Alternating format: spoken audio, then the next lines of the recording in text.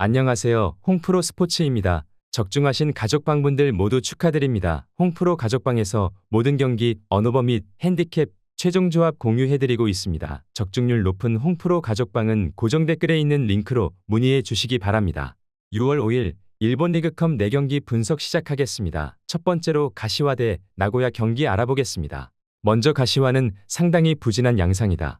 특히 가시와의 장점이라고 할 수 있는 수비가 최근에는 매우 흔들리는 모습인 것이 사실인데 11경기 연속으로 실점이 나오는 모습은 가시와의 장점이 흔들리고 있다는 점을 알 수 있는 대목이기도 하다.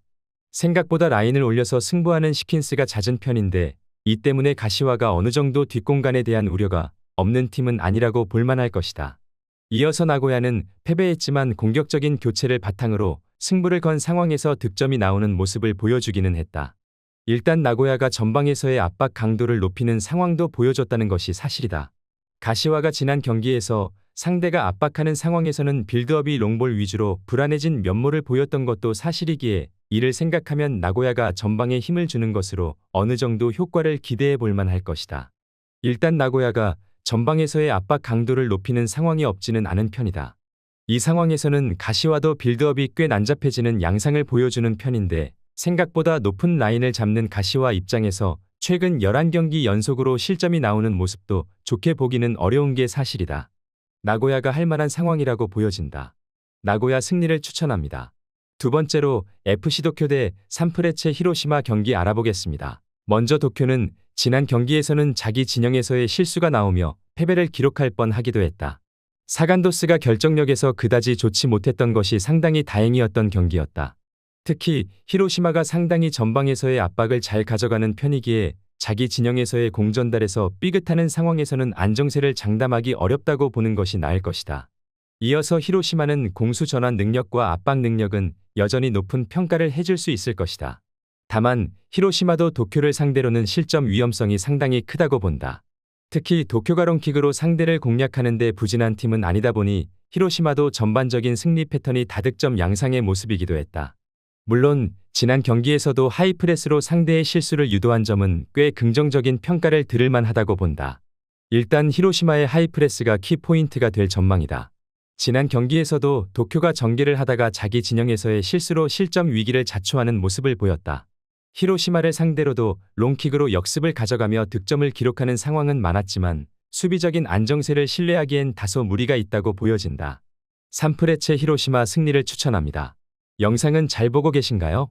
핸디, 언오버 및 최종 조합 공유받아 보실 수 있는 가족방 입장 방법 알려드리겠습니다. 첫 번째로 영상 하단에 댓글을 클릭해 주세요. 두 번째로 댓글에 링크를 클릭해 주세요. 마지막으로 채팅 참여하기 후 메시지 주시고 답장 기다려 주시면 됩니다. 나가기 하시면 가족방 입장 시켜드릴 수 없습니다. 언제든 편하게 문의 주시기 바랍니다.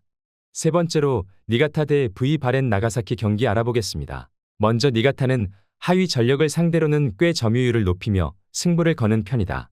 특히 올 시즌에는 평균적으로 60%에 육박하는 점유율을 가져가면서 상대를 올가매는 모습을 보인 적도 많다. 물론 이 상황에서도 시원한에게 패하는 등 확실하게 페이스를 끌고 오는 면모를 보여주지 못한 것도 사실이다. 미드필더와 수비적인 누수가 좀 있다는 점이 니가타의 확실한 약점이기도 하다. 이어서 나가사키는 미토와의 매치에서도 흔들리는 모습을 보였고 제프에게도 당한 바 있다.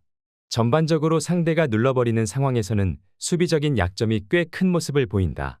니가타가 이브리그에 있던 상황에서도 매 경기 65% 이상의 점유를 내주며 부진한 흐름이 잦기도 했다.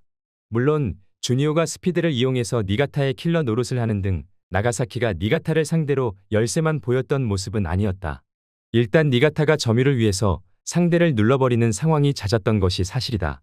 이 상황에서 나가사키가 수비적으로 약한 점은 올 시즌에도 지속되고 있는 모양새다. 그나마 주니오가 스피드를 이용해서 니가타의 골문을 노리는 것이 가능했었다는 점 정도는 감안할 필요가 있는 매치업이기도 하다. 니가타 승리를 추천합니다. 네 번째로 세레소 오사카 대 마치다 경기 알아보겠습니다. 먼저 세레소는 마치다를 상대로 전반적인 상성이 좋지 못한 편이다. 특히 꽤 공격적으로 플레이를 하는 편인데 마치다의 강력한 중앙 압박과 역습에 당하는 경우가 잦은 모습이다. 그나마 지난 경기 마치다가 어느 정도 중원에서의 힘이나 수비에서의 미스가 돋보이는 면모가 있기는 했는데 세아라 이외에는 그다지 득점력을 믿을 만한 선수가 없다는 점이 아쉬운 상황이다. 이어서 마치다는 슬슬 여름에 흔들릴 수 있다는 점이 드러난 모습이다. 클리어링 미스로 인한 자책골이나 중앙 돌파를 막지 못해 선제 실점이 나오는 모습을 보여주기도 했다. 대신 전반적으로 롱볼 위주로 간 공격도 세레소가 라인을 꽤 올리고 공세적으로 플레이한다는 점을 생각하면 어느 정도 통할 가능성을 열어둬야 한다. 리그에서도 최근 승리를 거두는 모습을 보여주기도 했다. 일단 지난 경기에서 중앙 돌파 허용이나 클리어링 미스로 자책골이 나오는 등 마치다의 경기력이 아주 좋다고 하기는 어려웠던 상태다. 그러나 세레소도 확실한 중앙에서의 주포가 없는 상황으로 볼 여지는 클 것이고 전반적으로 세레소도 공격적인 특성상 역습에 강한 마치다와는 상성이 썩 좋지 못했다는 점은 간과해서 난될 것으로 보인다. 마치다 승리를 추천합니다. 영상은 잘 보고 계신가요? 핸디, 언어버 및 최종 조합 공유받아 보실 수 있는 가족방 입장 방법 알려드리겠습니다. 첫 번째로 영상 하단의 댓글을 클릭해 주세요. 두 번째로 댓글에 링크를 클릭해 주세요. 마지막으로 채팅 참여하기 후 메시지 주시고 답장 기다려 주시면 됩니다. 나가기 하시면 가족방 입장 시켜드릴 수 없습니다. 언제든 편하게 문의 주시기 바랍니다.